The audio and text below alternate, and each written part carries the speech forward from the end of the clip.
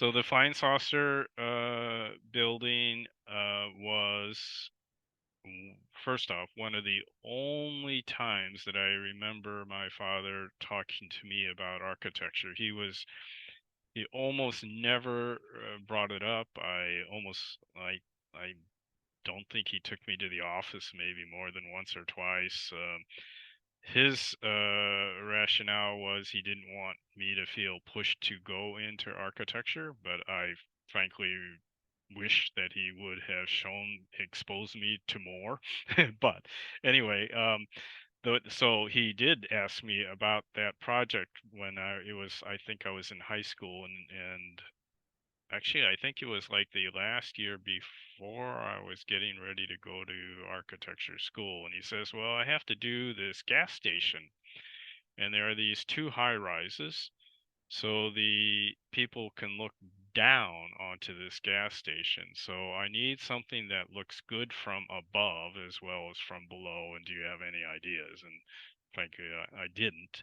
But what it turned out to be was a kind of bowl shape, such that you could see the bowl from above, and it would be an interesting. And uh, it's a it's a circle, so it rotates around, and you can see it from above, and from below it would make this interesting shape that was subsequently dubbed the flying saucer by the public. So it was originally a gas station, and then it folded as a gas station and became Del Taco. So it became a taco restaurant, and it was a popular taco restaurant. And then a developer, I think this would probably be about 10 years ago, maybe somewhere around there, was going to tear it down. So a new developer took over the complex, was going to tear that down and build a new retail complex on the corner. And so they were going to tear down the building, and a group of citizens organized and to work to save it. They picketed in front of the building. They created a song. They had the signs and the photographs. They got press. And the photographs are great of people marching with their signs saying, save our flying saucer, and save it for our children, and they had children with them. It was fantastic. And the developer ended up saving the building and rehabbing it, and now it's a Starbucks and a Chipotle, and evidently its sales are doing very well.